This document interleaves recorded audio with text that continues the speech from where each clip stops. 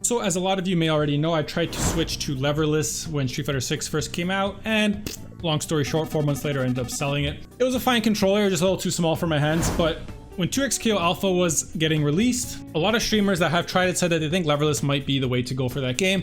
And as someone who wants to sweat that game in the future, I said, I'll try leverless again. So I reached out to the people at Hout42. I asked them if they would be willing to send me a controller to try out and review, and they were happy to do so, which was kind of great. It was really simple. They're just like, yeah, what's your address? And they sent me this T16. It's quite nice. Honestly, it's very light. And out the box, it comes out with these instructions where you can change the SOCD rules, you could change the lighting settings and all this other stuff.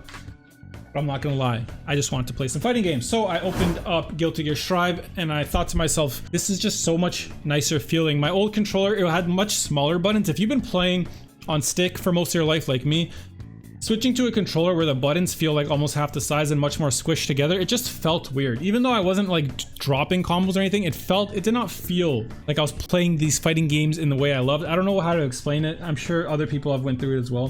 But it's not the case with this controller because the buttons are big and they're not concave like my previous one. So I just had a great time. But I was playing Slayer. I didn't know, like, am I actually doing these combos well? Can I actually do combos and move with this controller? I'm playing Slayer. A 4-year-old probably feels like they're a god at fighting games when they play Slayer.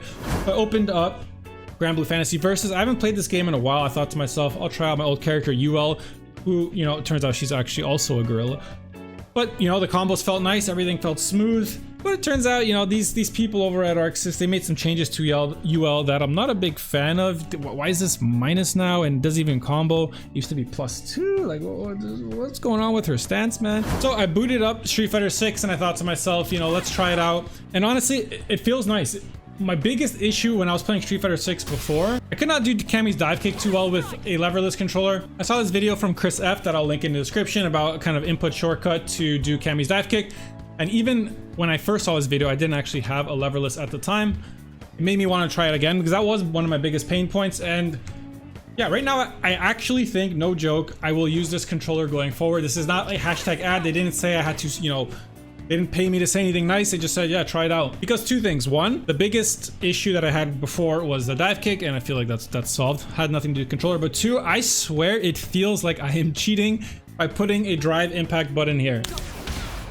If you've ever played on leverless, you usually just rest your thumb here, right? This is your jump button.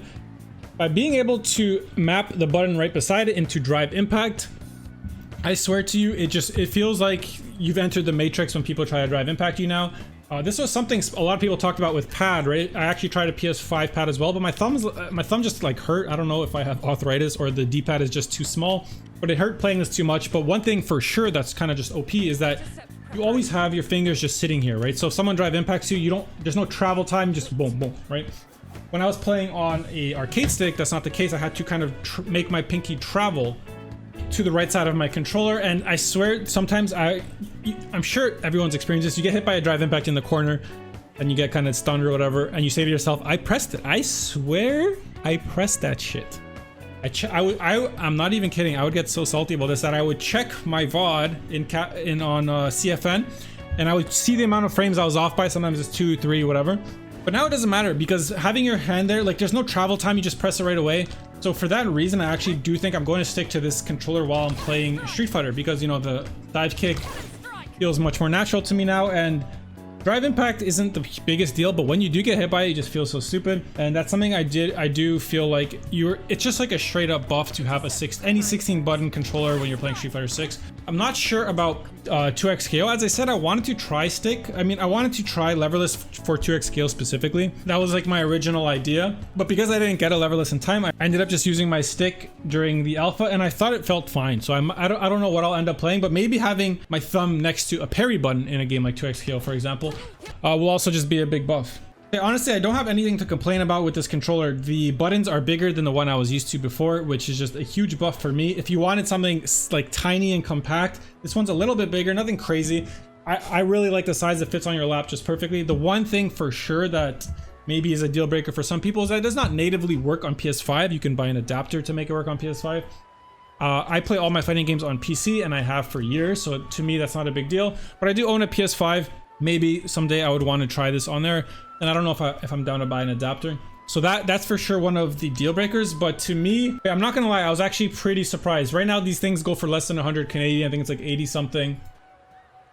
American, yeah. This is pretty much the same price as a regular PS5 pad, and I was very shocked at how well it was made. When I was buying arcade sticks growing up, you'd always see them going for $200, $300. So when I saw something this cheap, I don't know what to expect. And again, I have no problems with it. The only thing that I would recommend is if you are a PS5 player, maybe double check on how to get it to work on PS5. I'm sure there's adapters being sold. Other than that, I literally have no complaints. It feels nice to play. The extra buttons, I feel like I'm cheating, I swear to God. And you can even customize it. One of my friends already owns this stick, which is why I knew I would like it, because I've been hearing so many things about it. And I remember he sent me his Yakuza layout, which I thought was pretty sick. I might actually try to customize this because I've been a fan of customizing my sticks.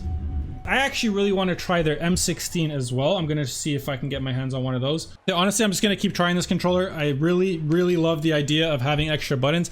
I never understood why sometimes you would see on other controllers, especially sticks, you would have some buttons on the side for like L3 and R3. Like, why? You know, those are useful buttons sometimes. So being able to just press drive impact faster is a huge gain for me. So I'm definitely going to stick with this. I'll let you guys know how many drive impacts I get hit by in the future. And if there's any updates I have on the controller, so far, no real complaints. And I really want to try out the M16. I like the look of that one, but I might just end up customizing this one anyway. Let me know if you guys have tried out this controller, what you think about it in the comments. I'm going to leave the link to this Amazon if you want to pick one up yourself. This is not like an affiliate link or anything. All I told them is that I would review it. And honestly, I like the controller. So I do have no problem just saying that, you know, if you're looking to get into leverless, I really do think if you're playing Street Fighter 6, you would like the additional buttons by your thumb. It just feels like I'm cheating. Anyway, I'll be back with some more Street Fighter 6 content. Stay beautiful, my friends. I'll see you next time.